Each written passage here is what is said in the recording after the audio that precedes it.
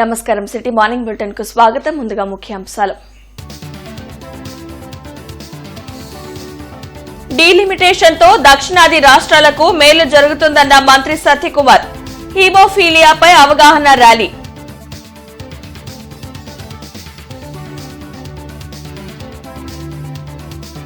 Excise కార్యాలయంలో మంత్రి కొల్లు ఆకస్మిక తనిఖీ. వైసీపీ హయాంలో 3,500 కోట్లు మద్యం దోపిడీ జరిగిందని ఆరోపణ.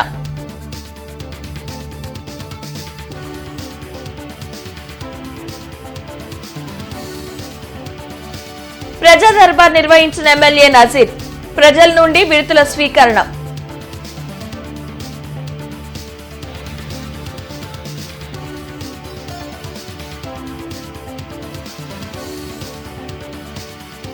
నగరంలో సీఎన్జీ కొరత. గ్యాస్ స్టేషన్ల వద్ద క్యూ కడుతున్న ఆటోలు.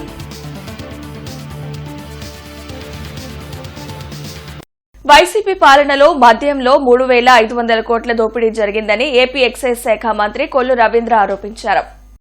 గుంటూరులోని ఎక్సైజ్ కార్యాలయాన్ని మంత్రి కొల్లు రవీంద్ర ఆకస్మిక తనిఖీ చేశారు. ఎక్సైజ్ కార్యాలయంలోని మద్యం నాణ్యత పరిశీలించే ల్యాబ్ను పరిశీలించారు. అనంతరం ఆయన మీడియాతో మాట్లాడారు. కూటమి అధికారంలోకి వచ్చిన తర్వాత ఎక్సైజ్ విభాగంలో చాలా మార్పులు తీసుకొచ్చామన్నారు. ముఖ్యమంత్రి చంద్రబాబు నాయుడు ప్రజలు తాగే మద్యంలో నాణ్యతా ప్రమాణాలు పాటించాలని ఆదేశించారని చెప్పారు. గుంటూరు, కాకినాడ, విశాఖపట్నం, చిత్తూరులో అత్యాధునిక ల్యాబ్లు అందుబాటులోకి తెచ్చామన్నారు. ప్రజలకు హానికరం కలిగించే బ్రాండ్లు తీసివేశామని చెప్పారు. జగన్ నాసిరకం మద్యం అందించడం వల్ల ఎంతో మంది అనారోగ్యం పాలయ్యారని చెప్పారు. అధికారులు పనితీరులో నిర్లక్ష్యం వహిస్తే వారిపై చట్టపరమైన చర్యలు తీసుకుంటామని హెచ్చరించారు. ఈ కార్యక్రమంలో జిల్లా ఎక్సైజ్ అధికారులు పాల్గొన్నారు. కూటమి ప్రభుత్వం అధికారంలోకి వచ్చిన తర్వాత ఎక్సైజ్లో కొన్ని మార్పులు తీసుకొచ్చాం. రాష్ట్రంలో జరుగుతున్నటువంటి మద్య విధానంలో గత ప్రభుత్వం చేసినటువంటి తప్పిదాలన్నింటినీ కూడా ఈరోజు కరెక్ట్ చేసుకుని సామాన్య ప్రజలకు కూడా క్వాలిటీతో కూడుకున్నటువంటి తక్కువ ధరకి ఈరోజు మద్యాన్ని అందుబాటులో తీసుకురాగలిగాము. అదే కాకుండా నెంబర్ ఆఫ్ బ్రాండ్స్ కూడా ఇవాళ ప్రజలకి ఆప్షన్ ఉండే విధంగా, ఎందుకంటే 5 సంవత్సరాలు జగన్మోహన్ రెడ్డి బ్రాండ్స్ తప్ప వేరే బ్రాండ్స్ ఎక్కడా కూడా ఆనాడు షాప్స్లో అవైలబిలిటీలో ఉండే కాదు. కానీ ఇవాళ కూటమి ప్రభుత్వం వచ్చిన తర్వాత దేశంలోనే ఉన్నటువంటి అన్ని బ్రాండ్స్ను కూడా ఇవాళ ఆంధ్ర రాష్ట్రం అవైలబుల్ చేయగలిగాం. అలాగే వాళ్ళు పెంచినటువంటి రేటు కూడా పక్క రాష్ట్రాల కన్నా కూడా సమానంగా ఉండడానికి, లేదంటే అంతకంటే కూడా తక్కువగా ఉండడానికి కూడా ఇవాళ ప్రభుత్వం ప్రక్షాళన చేయడం జరిగింది. అవన్నిటిని కూడా సరిచేయడం జరిగింది. డీలిమిటేషన్ వలన దక్షిణాది రాష్ట్రాలకు మేలు జరుగుతుందని రాష్ట్ర వైద్య ఆరోగ్య శాఖ మంత్రి సత్యకుమార్ యాదవ్ వెల్లడించారు. వరల్డ్ హిమోఫీలియా డే సందర్భంగా ఇండియన్ రెడ్ క్రాస్ సొసైటీ ఆధ్వర్యంలో ఏర్పాటు చేసిన అవగాహన ర్యాలీని వైద్య ఆరోగ్య శాఖ మంత్రి సత్యకుమార్ యాదవ్ ప్రారంభించారు. రాష్ట్రంలో హిమోఫీలియా వ్యాధితో 1,035 మంది బాధపడుతున్నారని ఆయన వెల్లడించారు. ఈ హిమోఫీలియా వ్యాధికి చికిత్స లేదన్నారు. అందుకే ప్రజలకు అవగాహన కలిగించేందుకు రెడ్ క్రాస్ సొసైటీ ఆధ్వర్యంలో ర్యాలీ నిర్వహిస్తున్నామన్నారు. హిమోఫీలియా వ్యాధి బారిన పడిన వారిని గుర్తించి వారికి చికిత్స అందించేందుకు కూటమి ప్రభుత్వం పనిచేస్తుందన్నారు. మహిళల కోసం, మహిళా సాధికారత కోసం ఎన్డీఏ ప్రభుత్వం కష్టపడి ఉందన్నారు. అందుకే మహిళా రిజర్వేషన్ బిల్లును లోక్సభలో ప్రవేశపెట్టిందన్నారు. డీలిమిటేషన్ బిల్లుపై కొన్ని రాజకీయ పార్టీలు అవగాహన రాహిత్యంతో మాట్లాడుతున్నాయని దుయ్యబట్టారు. దీనివల్లనే దక్షిణాది రాష్ట్రాలకు 50% సీట్లు పెరుగుతాయని స్పష్టం చేశారు. ఈ కార్యక్రమంలో రెడ్ క్రాస్ సొసైటీ ప్రతినిధి రామచంద్రరాజు, జిల్లా వైద్యాధికారిణి విజయలక్ష్మి, ఇతర ఉన్నతాధికారులు పాల్గొన్నారు. హిమోఫిలియా ఒక అరుదైన వ్యాధి, వారసత్వంగా వచ్చే వ్యాధి. సరైన సమయంలో గుర్తించి సరైన చికిత్స అందించకపోతే లైఫ్ ఎక్స్పెక్టెన్సీ తగ్గిపోతుంది. అందుకని ఈ సంవత్సరం థీమ్గా డయాగ్నోసిస్ మీద ప్రత్యేకంగా దృష్టి పెట్టడం జరిగింది.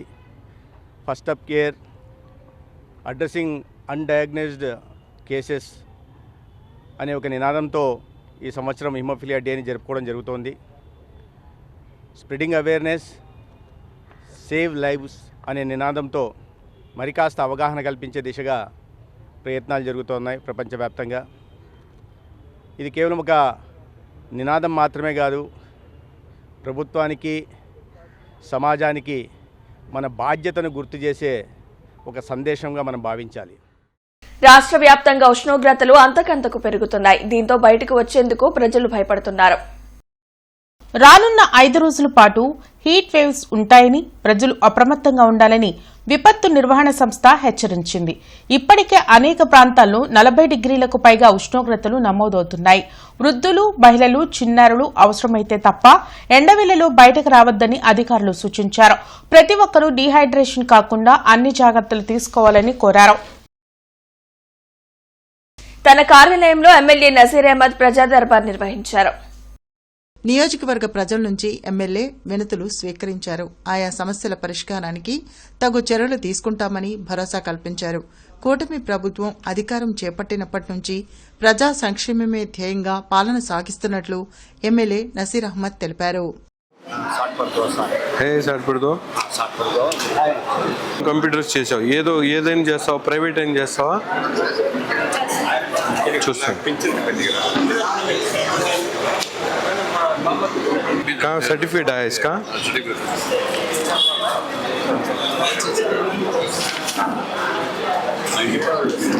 छोड़ को नहीं, अब ऐसा जिंदगी भर तुम्हें कहाँ देख लेते रहते उसे? स्कूल में छोड़ो, हमें बात करते.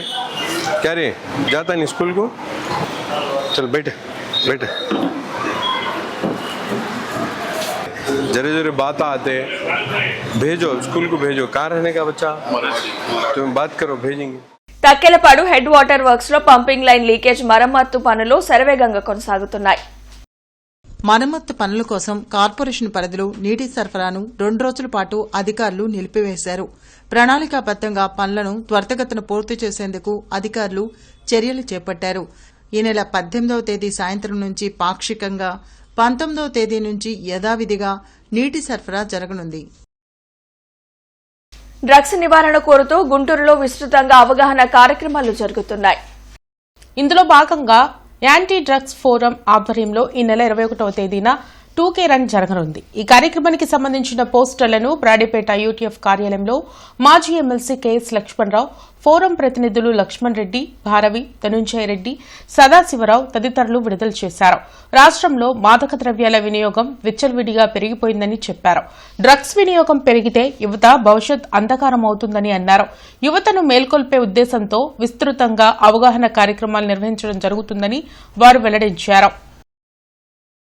ఈ 2K వాక్లో అనేక స్వచ్ఛంద సేవా సంస్థలు, పౌర సంస్థలు, అలాగే కళాశాలల విద్యార్థులు, పాఠశాలల విద్యార్థులు కూడా పెద్ద సంఖ్యలో పాల్గొంటారు. ఇవాళ నగర ప్రజలు ప్రత్యేకించి జిల్లా ప్రజలు కూడా ఈ యాంటీ డ్రగ్స్ ఫోరం యాక్టివిటీస్ చేయూతనివ్వాలి. రేపు జరగబోయే ర్యాలీని విజయవంతం చేయాలి. అనేక మంది అధికారులను కూడా ఈ ర్యాలీకి మనం పిలుస్తూ ఉన్నాం. దీన్ని విజయవంతం చేయాలని చెప్పేసి యాంటీ డ్రగ్స్ ఫోరం తరఫున మేము పిలుపు. ఇజ్రాయెల్, అమెరికా, ఇరాన్ యుద్దం కారణంగా దేశంలో సీఎన్జీ కొరత ఏర్పడింది. దీంతో నగరంలో గ్యాస్ స్టేషన్ల వద్ద ఆటోలు బారులు తీరాయి. నగరంలో ఎక్కువ శాతం ఆటోలు సీఎన్జీ గ్యాస్తోనే నడుస్తున్నాయి. గ్యాస్ స్టేషన్ల వద్ద ఆటోలు కిలోమీటర్ల పొడవున గ్యాస్ కోసం క్యూలో ఉండాల్సిన అవసరం ఏర్పడింది. దీంతో రోజు ఆటో నడుపుకొని జీవనం సాగించే ఆటో డ్రైవర్లు గ్యాస్ దొరక్క ఇబ్బందులు పడుతున్నారు. ఉదయం నుంచి క్యూలో ఉన్న సాయంత్రానికి కూడా గ్యాస్ అందడం లేదని ఆటో డ్రైవర్లు ఆవేదన వ్యక్తం చేస్తున్నారు. అధికారులు స్పందించి వెంటనే ఆటోలకు గ్యాస్ అందే విధంగా చూడాలని వేడుకుంటున్నారు.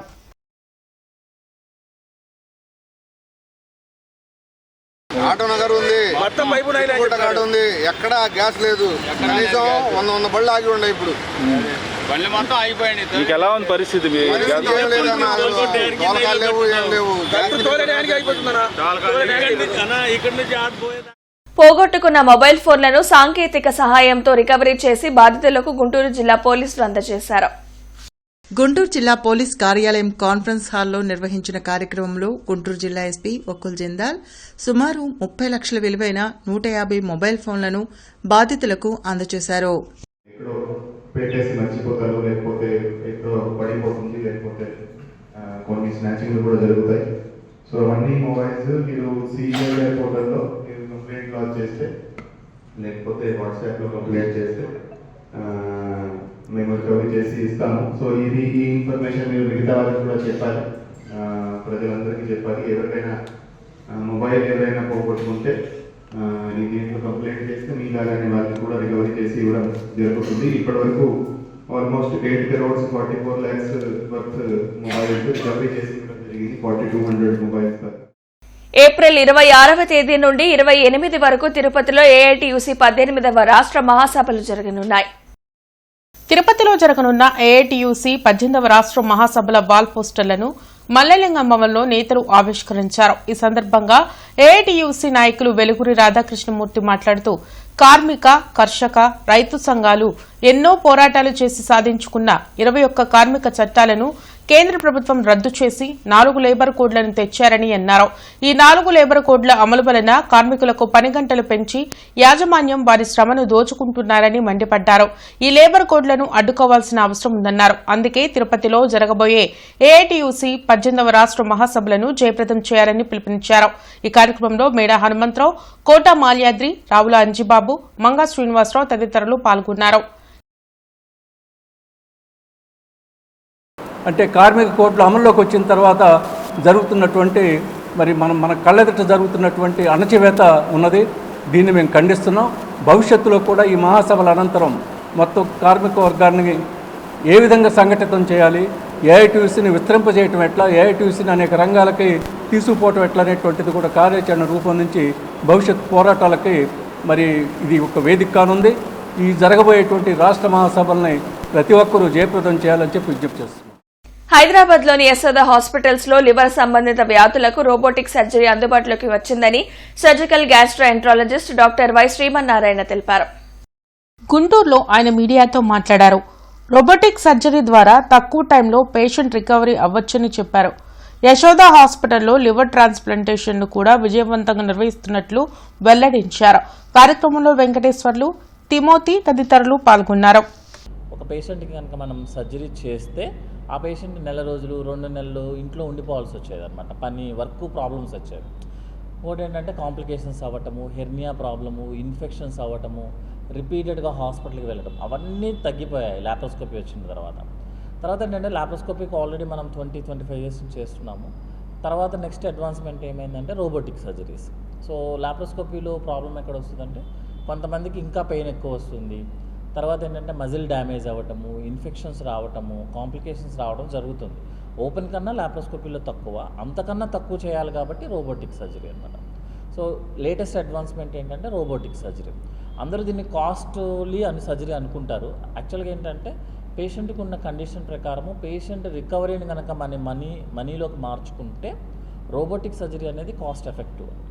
సో మనము క్లియర్గా చెప్పాలంటే లాప్రోస్కోపిక్ సర్జరీ చేసిన పేషెంట్ రికవరీ 1 week పడితే రోబోటిక్ సర్జరీకి 1 dayలోనే రికవరీ అయిపోతారు. వివిధ శాఖల ప్రగతిపై జిల్లా అధికారులతో కలెక్టర్ కార్యాలయంలో నిన్న కలెక్టర్ సీఎం సాయికాంత్ వర్మ సమీక్షించారు. ఈ సందర్భంగా కలెక్టర్ మాట్లాడుతూ నిర్దేశిత సమయానికి లక్ష్యాలు పూర్తి కావాల్సిందేనని స్పష్టం చేశారు. బీఆర్ స్టేడియం ప్రాంగణంలో ఇండోర్ స్టేడియం టెండర్స్ త్వరగా పూర్తి చేసి పనులు చేపట్టాలని సూచించారు. కమిషనర్ మయూర్ అశోక్ సంగం జాగర్లమూడిలోని GMC filtration point, summer storage ట్యాంకుల్లోని ఫ్లోటింగ్ సోలార్ పాయింట్లను పరిశీలించి అధికారులకు తగు ఆదేశాలను జారీ చేశారు. ఈ సందర్భంగా కమిషనర్ మయూర్ అశోక్ మొదట జాగర్లమూడి పంపింగ్ స్టేషన్ పూర్తి సామర్థ్యం, త్రాగునీటి ట్రీట్మెంట్ విధానం, lab, chlorine mixing, summer storage ట్యాంక్లో ప్రస్తుత నీటి లెవెల్ వివరాలు అడిగి తెలుసుకుని ప్లాంట్ని తనిఖీ చేసి మాట్లాడుతూ ప్లాంట్ పూర్తి సామర్థ్యంతో పనిచేయాలన్నారు. ప్లాంట్లో ల్యాబ్ సిబ్బంది విధులు తనిఖీ చేసి ట్రీట్మెంట్ అనంతరం షిఫ్ట్ల వారీగా ప్రతిరోజు శాంపిల్స్ తీసి యాప్లో అప్లోడ్ చేయాలని ఆదేశించారు. క్లారిఫైర్ 24/7 పనిచేయాలని, సంప్ల క్లీనింగ్ ని ఫోటోలతో రిజిస్టర్ నిర్వహించాలని ఆదేశించారు. క్లోరిన్ శాంపిల్స్ ని పరిశీలించి నిర్దేశిత ప్రమాణంలో క్లోరిన్ ని మిక్స్ చేయాలన్నారు. సమ్మర్ స్టోరేజ్ ట్యాంక్లో నీటి నిల్వల వివరాలు అడిగి కొమ్మమూరు కెనాల్కి సరఫరా జరిగే సమయంలో ట్యాంకుని నింపడానికి చర్యలు తీసుకోవాలన్నారు. అనంతరం సమ్మర్ స్టోరేజ్ ట్యాంక్లో 500 కిలోవాట్స్ సామర్థ్యంతో ఏర్పాటు చేసిన ఫ్లోటింగ్ సోలార్ ప్లాంట్ ని పరిశీలించి ప్లాంట్ విస్తరించడానికి ప్రతిపాదనలు సిద్ధం చేయాలని ఈఈని ఆదేశించారు.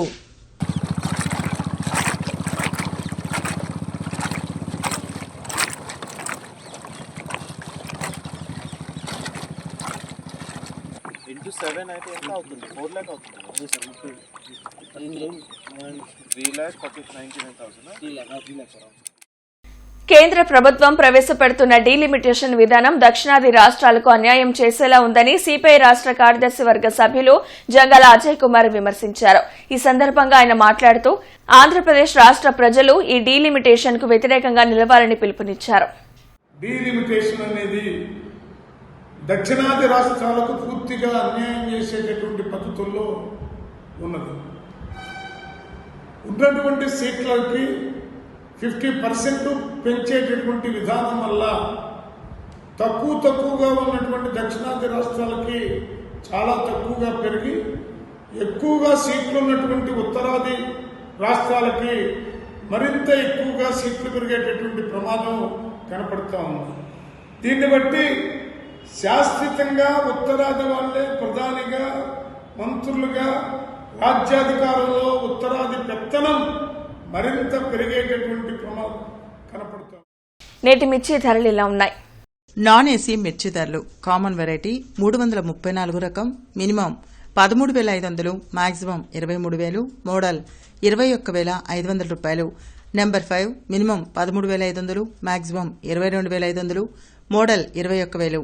341 రకం మినిమం 14,000, మాక్సిమం 22,500, మోడల్ 21,500 రూపాయలు.